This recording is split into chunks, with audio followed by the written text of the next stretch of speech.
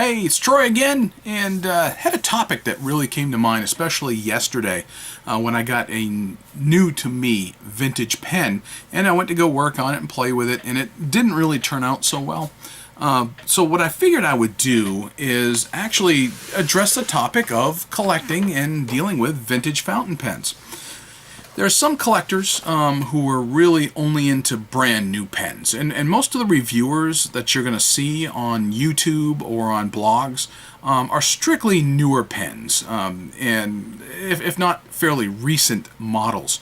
You know, the guys who get like 600 times or 200 times more views than I'm ever going to get on my YouTube channel. You know, these guys get 6,500 views or 3,000 views, and okay, fine.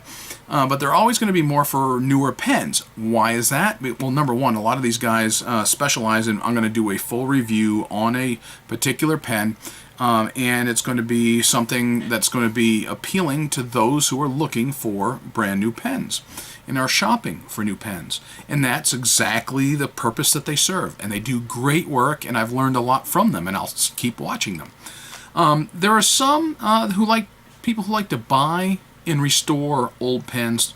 They do it for a living or a hobby in which to make some side money.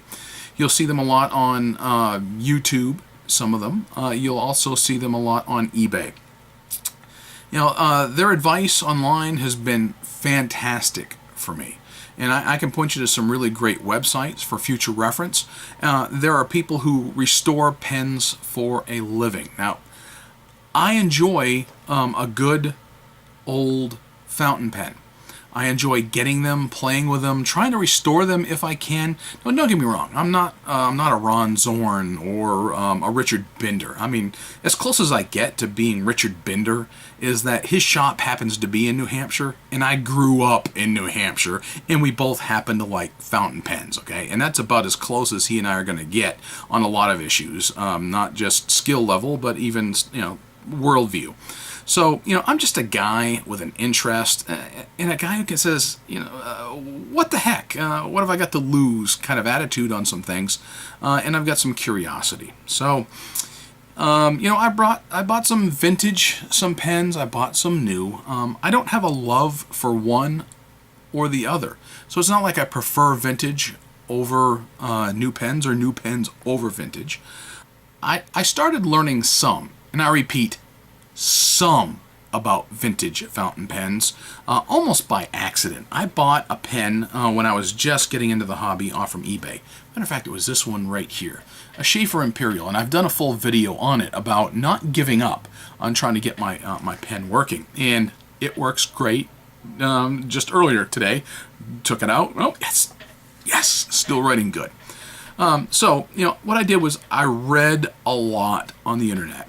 I did a lot of Googling. I looked at websites from people who are very good at restoring pens, got some advice on how to do it. I had no idea how to work a lever-filled pen. I mean, work one, not just repair one. The only time I'd ever seen lever action pens were in episodes of The Three Stooges. But I figured it out. I watched videos. I did some reading. And when this one wouldn't work, I did some research. I did some reading. And then I figured, what have I got to lose? So I started tinkering with it. And I got it to work. Yay! And it didn't work well the whole time. I had to go back and work on it some more, and work on it some more. And I learned a little bit each time. And the last time I went back and worked on it, it's been writing fantastically well ever since. A little finer point than I like, but it's working better than it ever did, because when I first got it, it was never going to write. I mean, the whole thing was crusted. I had ink, and I had garbaged up, old dried up sack falling out of the pen, but it works, and it works well. So I learned an awful lot from it. So, you know, like I said, I read a lot. I educated myself a little bit. You know, I've had a lot of good successes, and I've had some failures over my time collecting. And this is not a particular recommendation for any one pen or group of pens, but, you know, I'll share with you some of my successes and a few of my failures so far. This was a success, and then it turned into a failure, then it turned into a success. So this particular 1947, circa 47, Schaefer Imperial tends to work very, very well now. And I've been happy with it, and it's a great writer. All right. So another old pen that I had bought was this old Schaefer school pen. And, I bought it in a Ziploc bag at an antique dealer downtown. It's only $4. Great. Take it home, start to play with it. It looks like it's going to work okay. Looks like I can clean it up. But, that cap will not stay on. It'll post, but it won't stay on. So someday I'll figure that out. But for a $4 pen, I wasn't going to worry tremendously about it. If you've been watching any of my videos, you know that I like Esterbrook pens. I've got a family of Esterbrook's, plus a couple more that I have given to my son, to my mother-in-law. All of them write really well, except for this one. These all work great. And one of my favorites is actually this old desk set one that I've been using every single day. And I run out of ink, I gotta so I'll clean it out, re-ink it, try a different color black ink in it. But anyway, I've had some successes, I've had some failures with these Esterbrook's. I've had 2 Esterbrook's that I've broken. That's one of the things I'll share with you, a little bit of advice on some old pens. But this one here is one of my more frustrating ones, that it was working and then it won't, then it'll work, then it won't. But the rest of these have been writing like champs since I bought them. So those I consider all successes, except for the one that tries my patience. So some of the other successes I've had, this one. This is a 1960s Mont Blanc 32. And my son wants one now because he tried this particular one. He loves it. And it's one of his favorites. I got a Lamy 99 that's also a vintage from the 60s. I forgot to grab out of my drawer over here. But, I consider that one a success. I paid a little more for this one because it's a Mont Blanc. And I paid a good amount for my Lamy 99, nowhere near about $20 less than I did for this one. And it's a great writer. Those particular pens are good quality. They write every time I try them. I tried one of these, an old Wherever. Wasn't real impressed with this one. I bought this for $10 from a dealer in Raleigh who's on the internet. Matter of fact, he's one of the first pen guys and dealers I'd ever run across on the internet when I was looking into pens. I bought this off from him, and a couple bucks shipping to get it here. It's okay, it writes. It's just not one of my favorite pens, and it doesn't cap real well. So anyway, not really impressed with that particular pen. So I don't know whether to call that a success or a failure. I don't ink it up anymore because I don't particularly care for it. Maybe it's just a personal preference. Another vintage one that I bought. I bought a Pelican M150, and it was a vintage pen that I actually had shipped to me overseas. This one, for example, I had to clean out really, really, really well, and I'll talk more about that here in a little bit. But this one is a very good writer, so I took a chance on that, on a vintage pen. Took a chance on this one. This is a Waterman Executive from the early 70s, and this one, see, it's got a little bit of nib creep there, but it writes very well, very smoothly. I took a chance on it. Didn't know how much, I didn't know how well it was going to write for me. Took a chance, I bought it, and I did okay. Just yesterday I had this one arrive in the mail, and these are just some of them. They're not all of the ones I've got that are vintage, but this was a Waterman Crusader, probably from 1954 or so. They started making them in 53, and I haven't re-inked this one after having messed with it some. I got this out yesterday because it came in the mail just yesterday, monkeyed with it, inked it up, didn't like the way it wrote. It wrote terrible, and I haven't spent a lot of time on this one yet. So right now I'm calling this one a failure. I'm not calling it a success yet. And maybe by the time I'm done with it and I get it polished up a little more and I get it looking even nicer than it already is, then I'll consider that one to be a success. To give you an idea, I've got several more antique pens on the way. 2 more antique Watermans and some that are not quite as antique that are Watermans. Yesterday we did a video where I said I had 4 Watermans on the way. Now I've got 5 that are still on the way, probably in the mail system somewhere. So, I enjoy getting them. I enjoy trying to get them to write. I enjoy the quality that came out way back in the 40s and 50s, 60s, 70s, and maybe a few of them, one or two maybe from the 80s. But most of the pens that I just showed you are from the 50s and 40s, 50s, and 60s. I have a great appreciation for those pens. However, I don't prefer those necessarily over newer pens. I've got newer ones that I absolutely love, and I don't have a preference one way or the other, but if I find a good deal in an old pen, especially if it's a Waterman for me, so I can get to know them better and play with them, I will. So I wanted to share some of the tips that I've run across just during my journey. Pay a lot of attention to pictures if you're buying them online. I shared a little bit before with my Artist 44. I probably should have pulled that one out. Maybe I will right now. And my Artist 44 is one of those I ordered from Europe, and it is made by the same company that makes Lamis. And you know, the pictures did have a little bit of a problem here on this particular pen. It looks like it had been melted. It does not affect the piston filler. This is just a cap that goes over the piston, and it's just the cap that's a little bit damaged. So I got this one fairly cheap, probably because of that, but the pen itself is still in decent shape, and these probably were sold in the 1950s, so definitely it's another vintage pen. Probably 60s at the latest, but most likely, from what I've read, that may be a 1950s pen. And like I said, I've got some other ones here that I just didn't pull out and play with, but also know what a fair price is. When I was looking at Esterbrook's, for instance, I was looking at down the street at an antique mall, and somebody was trying to sell these for $40 in unknown condition, and they were beat up. It's like, no, I'm not going to pay for $40 for that. Most of my Esterbrook's I've gotten between 10 to 15 at max, usually including shipping. So know what you're looking for and know what the price is for a fair price. Do a little bit of research before you jump on one on eBay or someone trying to sell you one, or if you see one at a let's say an antique shop or even a yard sale, flea market, whatever.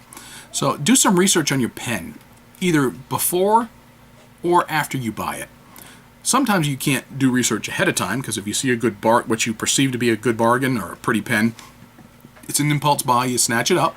For instance, just today, I ran across one that was kind of an impulse, well, gee whiz, 30 minutes left in an auction on eBay. It was an old Waterman, and I just jumped in on it and I bought it. And I don't know a lot about that particular model, but I'll do some research on it once I've got it. I'll learn more about it, how it operates, its history. So know your pen anatomy. That's really helpful. There's some great websites out there that'll tell you all about what the anatomy of a pen is, how it works, the different kinds of filling systems, piston versus cartridge converter, versus using an aerometric filling system, versus a variation of the aerometric, the lever action that I showed you earlier. So get to know a little bit about that and how they work. There's some great YouTube videos from people who are experts at this and have done it for years that I tend to watch. One guy in particular likes to do older pens, is from Britain. I don't know if he's Scottish, British, Welsh, or whatever, but bookmark an awful lot of websites and message boards and keep them in your browser for quick reference. I have a folder in my web browser just called Pens, and I've got bunches, bukus of websites, and I'm always adding new ones, whether it be a vendor, a part supplier, an information site, so I can go back and look and do some research or some shopping. If you're going to get some vintage pens, invest in a few tools. You're going to want to get some section pliers, some hemostats, let's see, some sacks, some polishing paste, some polishing cloth, some lapping cloth, micro mesh, stuff like that, talc, silicone grease, a good loop, some pen flush, some syringes, some decent inks, an ultrasonic cleaner, stuff like that, basic stuff. And by the way, everything I just mentioned here is not incredibly expensive, 50, 60, 70 bucks tops for everything that I just mentioned, depending upon what you get, maybe closer to 100 if you get sets of stuffs like micro mesh. Assume that any pen you buy is going to be in worse condition than you think. This was a good example right here. Looked great. All the pictures on eBay looked great. But I could not assume it was going to be a really good writer. And you know what? It wasn't. So I knew it was going to require some attention. This Artist 44, it needed a really good flushing, a good cleaning before I even started with it. And I'm glad I did, because there was a lot of residual ink still in it. And yeah, it had the little blemish. I wasn't too concerned about the blemish as long as it didn't affect the operation. I just was curious and I wanted one. And for $15, I got an Artist in my collection. This one right here, a beautiful Pelican M150. It's their lower end Pelican. I knew that going in. I didn't pay a heck of a lot to get it. I got it on auction, and it just happens I threw in a bid expecting never to win it. I ended up winning it. But this one was dirty on the inside, and I flushed it out, but good. You could see through this and on the Artist both, the ink windows, which you can't really see right now because they're full of ink, but both of these had a lot of crud in them. So assume that when you get a vintage pen, it's not going to work. Even if they say it's in good working condition, unless they're saying I filled the sack with water and expelled water, and the sack seems okay. A lot of them, no, I don't know anything about pens. I got an estate auction pen.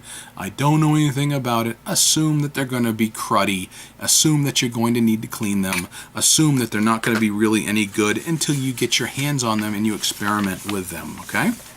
So, when you get a new vintage pen, a new to you addition to your collection, you can do one of two things. Either you can take it immediately and try to ink it and see how it writes so you have an idea of what kind of condition it's in, or you can tear into it a little bit and try to give it a thorough cleaning and a good flushing right away and get it over with before you try it out.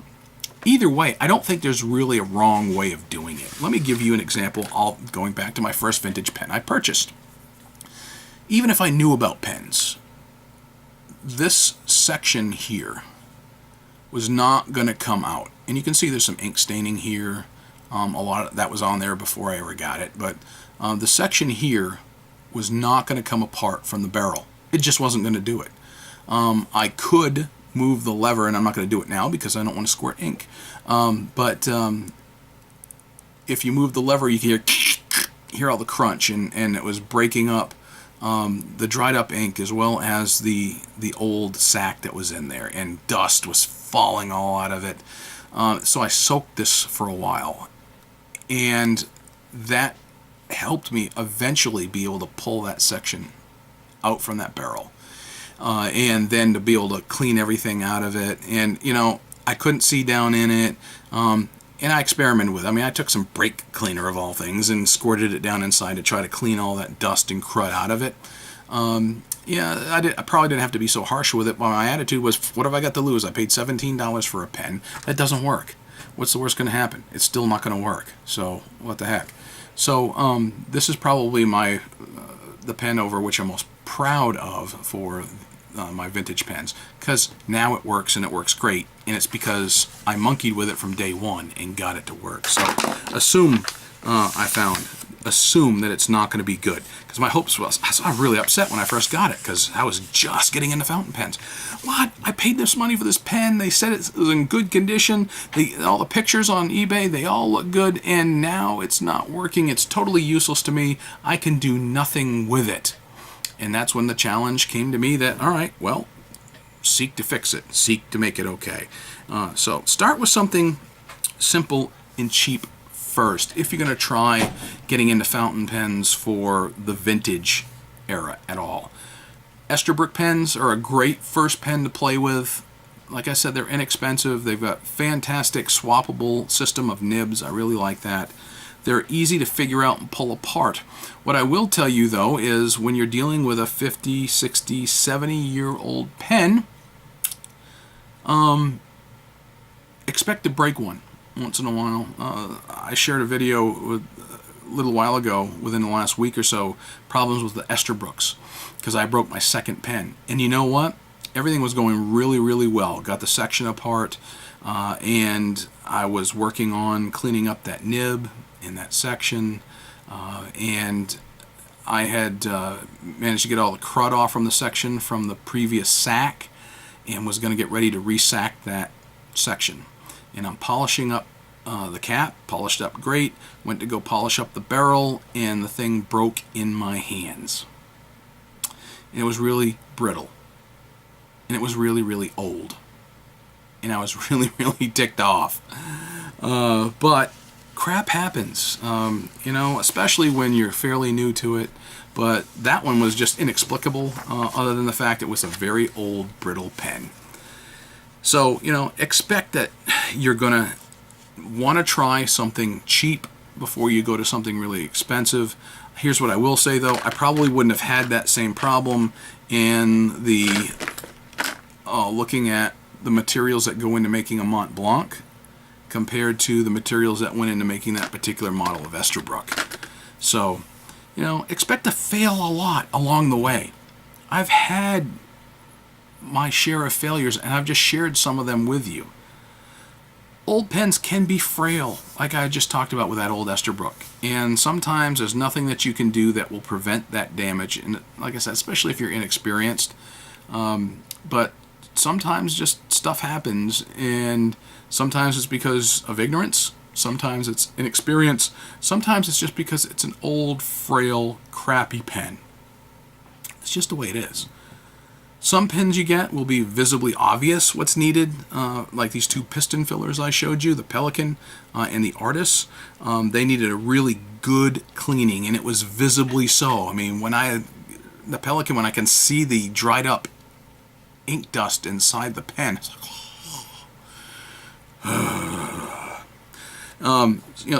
that brings me to another point that I was thinking of, but I never put in my notes. Some of the people who sell vintage pens are going to be in Eastern Bloc or former Soviet country, Soviet Bloc nations. I've gotten some, you'll see Croatia, Serbia. You're going to see stuff from Romania. You'll see some stuff from Belarus. And one of the interesting things and I'm just going by conjecture here, but I'm assuming that if they get a pen that they can sell in US dollars, because all these listings are done in US dollars, it probably means an awful lot of money to them in their native country. That pen may not be trading for a whole lot on their local market, but when you turn around and get a stronger US dollar versus their local currency, and when you look at the idea of a pen in the US market is probably worth a whole lot more than a pen in their market, then they're going to make a ton of money. When I was on a cruise ship, I was talking to a girl from Belarus who used to work in the U.S., and she took less money to work on a cruise ship. And I asked her what the deal was. She said, well, here I get my rent. Basically, she lives on the ship, so she doesn't have to go as much for living expenses. And she said, yes, she works a lot more hours than she would if she worked on the mainland and for less money. However, it's still 5 times the annual money that she would have been making back in her native Belarus. So she was running a coffee shop, and I went to that coffee shop several times just to see her and talk to her because it was really interesting to find out. So that's where I found some of these pens that you may order, and they've got good ratings on eBay because they do sell a good many pens that they have in Europe, and they ship them over here, and probably for more money and economically for them, it makes sense for them. So the thing is, they don't always clean them, they don't always maintain them, they don't make sure that they're in excellent working condition before you get them, much like anybody here in America too, as evidenced by some of my dealings. But anyway, so some stuff's just not going to be visible. A replaced sack on my Schaefer. Later it had issues where the sack was stuck to itself. It's the first time I'd ever replaced a sack. So I went ahead, it collapsed and it stuck, so I took out the old one. I did it all over from scratch and cleaned the nib in the section really well in my ultrasonic cleaner and gave it a really good flushing in addition to put on the new sack, and now it works great. Okay, great. Some finds you're going to like, and some not so much. Either way, it's always an opportunity for learning and to get experience. And every time I've worked on a pen, I've learned something new. I've learned that I wish I had a gauge so I could know the peg size for the correct sack size. And those are not cheap. I've looked them up, and I'm kind of hard to find. Maybe my next pen show, I'll find a decent one at a decent price, but to get them shipped from Europe, Britain in particular, it wasn't cheap. But I've learned a little more about pens and their operation and how to clean them, and each time, and they're all a little bit different. They all have their own personalities. I just picked up yet another vintage pen today, and despite having a recent disappointment with that Waterman, I ordered another Waterman. So it gives me another way to learn more about Waterman pens, because I'm going to have to do some research because they didn't list the model number or the model name. So I'll check that out, and I've never had to replace a sack yet on a Waterman, because even with this one here, this Crusader, even though it didn't write really well, it actually still had a really good sack still, and it fills real well and expels real well because I played with it. But I look at it as a way to learn more and to have a challenge or a project. So here's the bottom line. The biggest takeaways for you, because I'm going to wrap this up. Learn from others. Get online, get some knowledge, and the only way you're going to put that knowledge to use is to get something on which to practice. So, look for inexpensive pens that you can tinker with, play with, and you don't feel bad if you get a cheap piece of garbage. You wasted $10. Well, you know what? Actually, you learned something out of it. And not only that, if it breaks, you tear it apart, and you've got some spare parts that you can use for others. This desk set here was a great example because an Esterbrook, the first one that broke on me, that's where that section came from. And that nib probably came off from that other pen as well. And I've got a really good working one with a clean, good sack in it because I had to replace that. And I got experience doing it. Invest in a few tools like that sack. I would never be able to replace sacks if I hadn't have learned how to do it and pick some up. I've had to buy sacks twice so far. Do some research. Like I said, learn from others. Learn how to do things. Be patient. Learn a lot. Keep your expectations reasonable and not necessarily high. I learned the hard way. When you go get a pen and you're expecting the greatest thing since sliced bread and you're excited about your new purchase, a vintage pen, no, keep your expectation, it's sort of like having a British space program. Keep your expectations low, not really high, okay? Experiment and have some fun. After all, this is a hobby. It's not meant to be drudgery.